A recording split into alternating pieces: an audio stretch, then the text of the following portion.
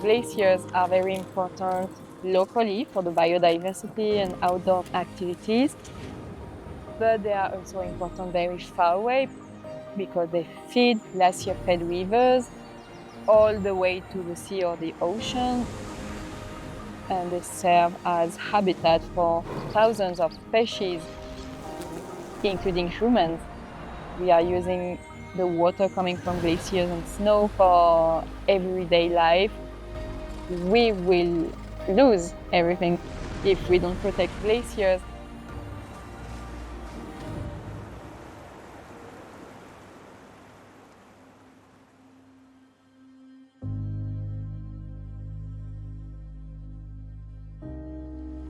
My name is Juliette Becker. I realized a PhD about the impacts of hydrological alterations on aquatic biodiversity in mountain stream. I am a ski instructor. I come from here. I was at high school here. It is my home. When you live close to the mountain, you really can see that there is less and less snow. You can see that glaciers are melting, that the mountain is looking different. But I don't think that when you live far away from the mountains, you can imagine how much dependent on snow and glaciers you are. Hundreds of millions of people rely on glaciers for their water. The objective of the project was to raise awareness among the general public and the outdoor community about the impacts of glacier melting linked to climate change on everything downstream. We focused on 3 different study sites. The Rhone River that starts in Switzerland and flows through France until the Mediterranean Sea. The Columbia River, which flows through Canada and the United States. And finally, the Waitaki River in New Zealand. This is a quite complex watershed. We traveled along the 3 rivers. We met some amazing people, some scientists, some experts, some athletes.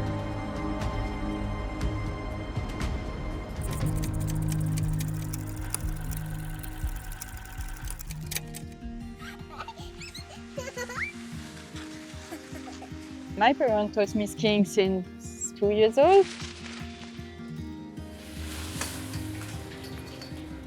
They brought me here when I was 13. They bring me to the Vallée Blanche. It is a long way down skiing from the Aiguille du Midi. So we skied all the way until here. It's really impressive, the change since I was 13.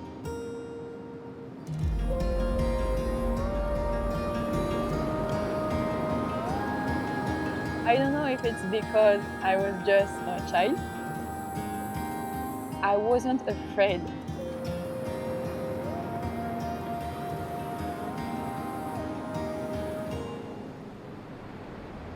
When I went a few days ago, I was quite scared, to be honest, because it was very steep. It was gray with big crevasses. I didn't remember it was like this. With climate change and with increasing temperatures, permafrost is melting. See here, for example, some rocks on the snow that probably come from the cliffs. I can't imagine Chamonix without glaciers, without ice. It is our identity.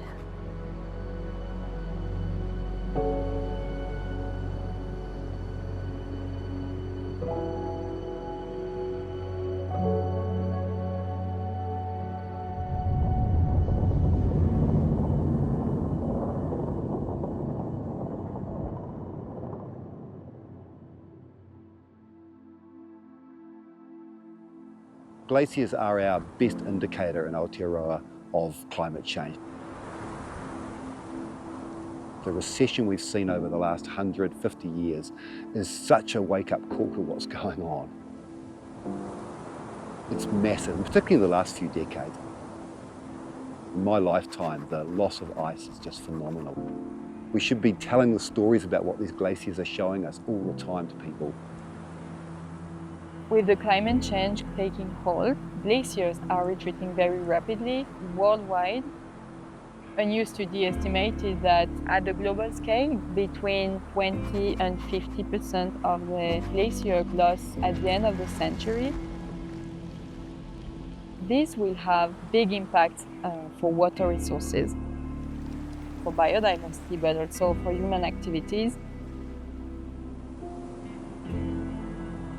Climate change is obviously causing the glaciers to retreat, and that's a direct result of warming temperatures. The other big things that are going on here are changes in rainfall patterns. We're getting a lot drier summers, but we're also getting more extreme storm events. This last summer is the second driest summer in the last 100 years. When I first came here in the 1970s, there wasn't a massive big lake here then. The glacier came right down here, and it's gone back hugely in that time. But it's not only the glaciers have gone back, they've dropped down, they've become a lot lower.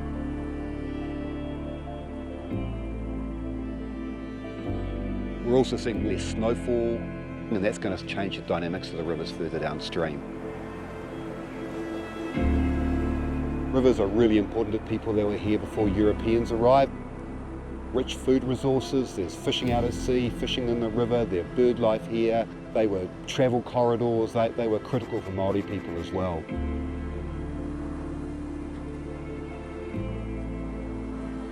The biggest problem that people downstream will face with changing snow cover regimes is that the snow melt will come earlier and it will come in smaller amounts, so they will be missing this water later in the season.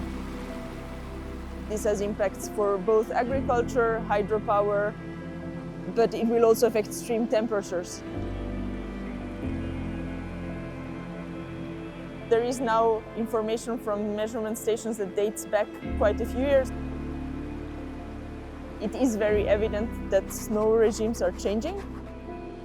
We tend to have shorter snow durations, earlier snow melt, more precipitation occurring as rain also during winter.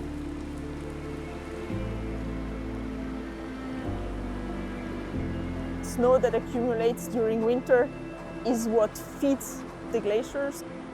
If you have less snow in winter or snow melting earlier, a bigger part of the glacier will become snow-free earlier, and ice is darker than snow. Ice absorbs more solar radiation and melts faster. You can think of snow as a water reservoir.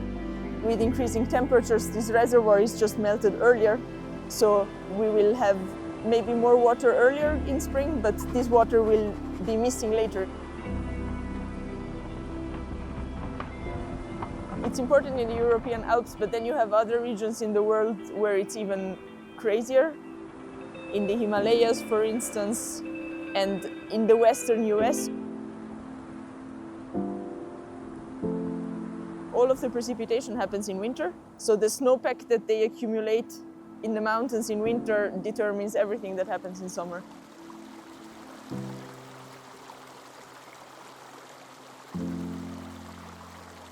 More and more alpine rivers are warming, and that can have an impact on the species living on the river.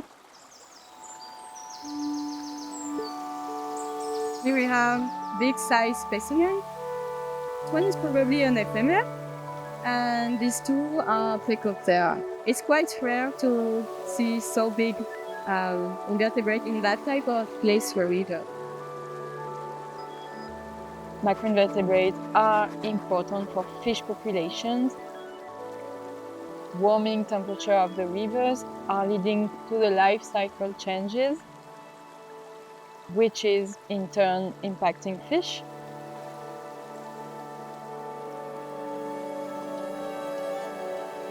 The Snake River runs through Jackson Hole, and nobody knows what bugs live there. Without the insects, you don't have the fish, and the warmer the water gets, the more turbid it gets, the less dissolved oxygen it has, the less likely those insects are to survive. We're seeing that more and more hatch times changing. You're going to start seeing these life cycles going faster and faster and faster. And you might be like, wow, there's way more bugs here. But when that life cycle speeds up and goes faster and faster, the insects are emerging maybe at a little bit smaller size. And if they're a little smaller size, they're probably holding less eggs. And when they're laying less eggs, all of a sudden, over time, that's going to lead to a population demise and collapse.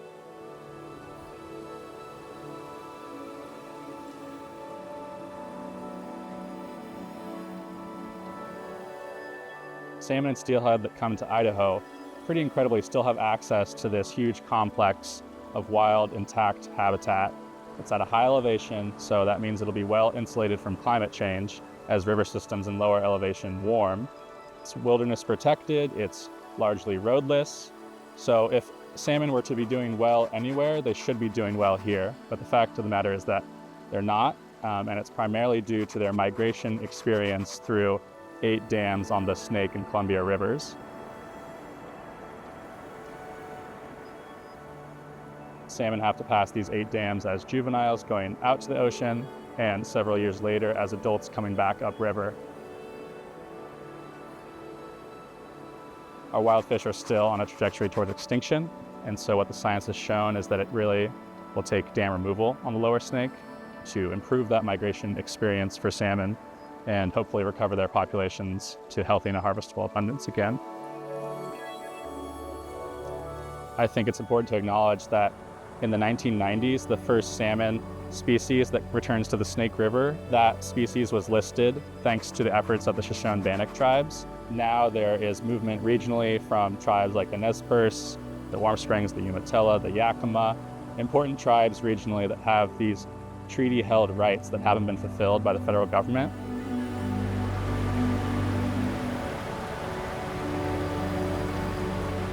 Hydroelectricity is a really important renewable resource, but it is a conundrum in the sense that every time you build a dam, you modify and affect quite dramatically the whole flow cycle of a river.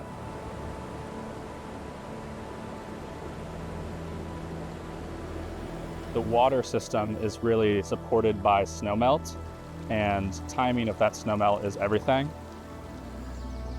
And snowpack is melting quicker and earlier, leaving our rivers at a lower level and more prone to temperature increases in the summer. Hydropower generation isn't as reliable as it once was because it's relying on this water tower system that really isn't what it was 10, 20 years ago.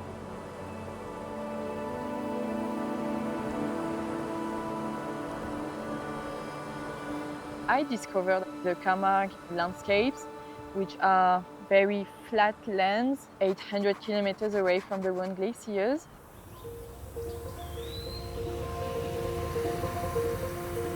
In Camargue, they are facing issues about salt because the sea level is rising, and also the decreasing flows of the Rhone River linked to decreasing snow cover and glacier retreat.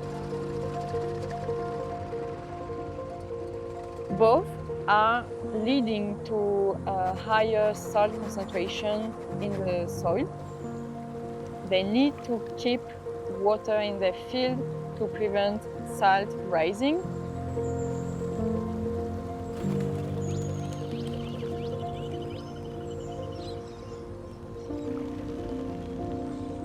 Demain, on va renvoyer de l'eau, obligé.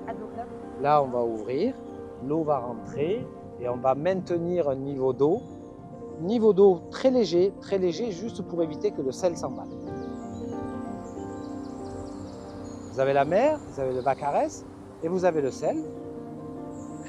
Géologiquement, je ne sais pas comment ça se passe, mais ça doit être des cavités dans la terre, des veines qui suivent l'eau. Hein. L'eau salée rentre, elle se retire, le sel reste et vous vous retrouvez avec des poches de sel.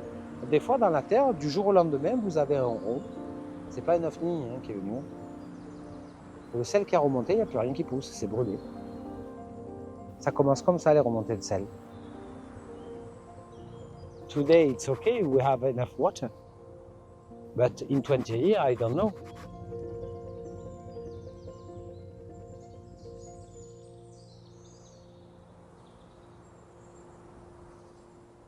Didier is an agronomy engineer, really interested by irrigation technologies. Veronique is much more interested by how to make the wine, and together they have complementary approaches using the principle of biodynamy, which consider the farmland as an entire ecosystem. They are facing more and more extreme meteorological events. Pour moi, l'agriculture dans cette vallée, vallée du Rhône, elle a des grands enjeux climatiques. Moi, il y a déjà par la fonte des glaciers, on va avoir une diminution de la ressource en eau. Jusqu'à maintenant, les gens, voilà, l'eau coulait de source, on doit se partager l'eau.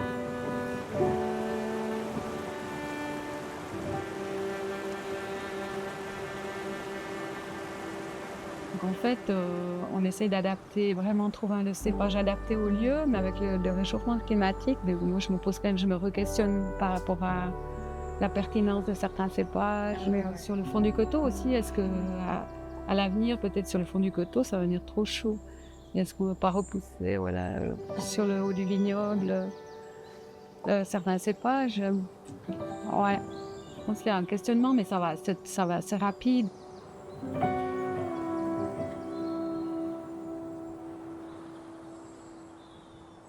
To face climate change, we will need citizens, we will need public services, states and politics, and we also need business world. It's the choices that each company makes, the type of materials that they're sourcing that impacts the environment. If they make responsible choices from the beginning, if they put environmental philosophy before business, we cannot forget that we cannot do business in a world that is in shambles. The impact that we have on the planet, we are responsible for it. In the Waitaki catchment, we met 2 farmers producing merino wool. They are practicing the regenerative agriculture. It's a way to be less vulnerable to extreme meteorological events. How we farm and how we live is authentic to our morals.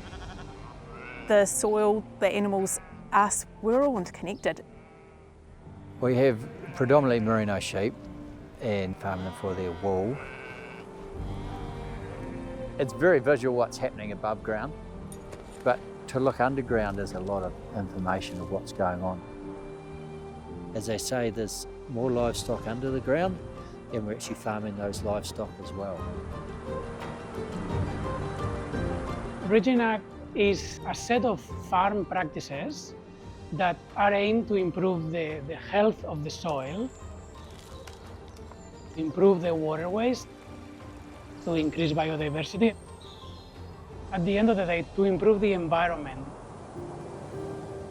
If the soil is in good condition, then in turn water can be absorbed and held by the soil, and on this steep country next to a water body, it doesn't run off carrying soil with it.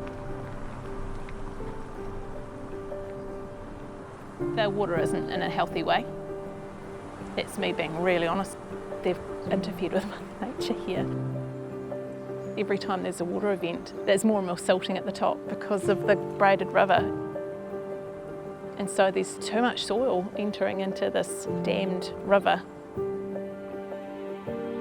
Poor soil leads to poor plant growth, leads to poor stock. So without good soils and healthy soils, we don't have anything. The whole system will collapse.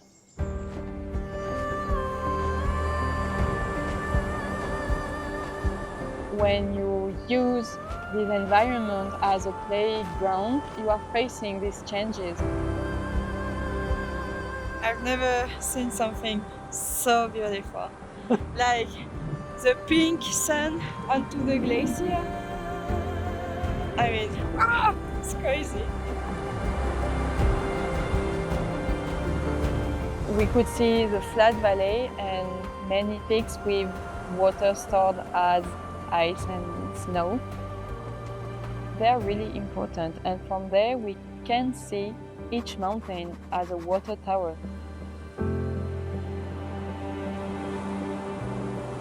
As a scientist, it is scary because of the amount of water downstream, which will drastically decrease, especially in summer. This is a huge watershed. Throughout my childhood, I've paddled on like all of the tributaries.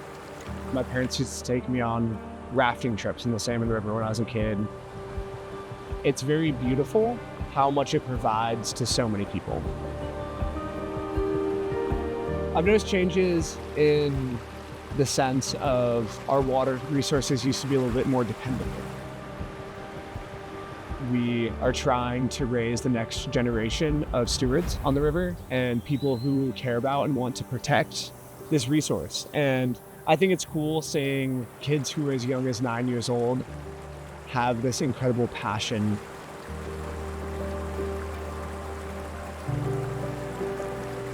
It's going to bring them a lot of places, make them want to protect this resource that's given them valuable life experience when they're very young. The good news with climate change is we know exactly what it is. The main impactful thing that we can do is consume less.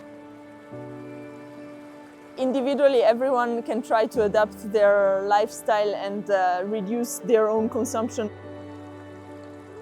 But the problem needs to be tackled at a larger scale. And so we need to encourage politicians that are brave to take drastic measures.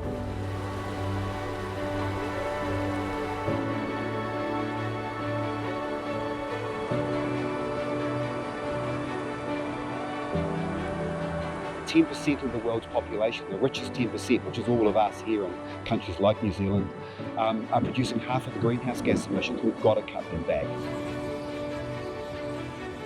We've got to be doing it now, not next week or next year or after the next election. We've got to be doing that today. But then we've got to deal with what's already in the atmosphere. Those greenhouse gases are changing our climate today. Even if we reduce all of our emissions right away, we're still going to have climate change for decades to come. So we've therefore got to think about how can we build resilience into our landscapes, into our communities to try and withstand the impacts of the extreme storm events we're getting. It needs brave solutions, and I think it also needs the acceptance that our current lifestyle is not compatible.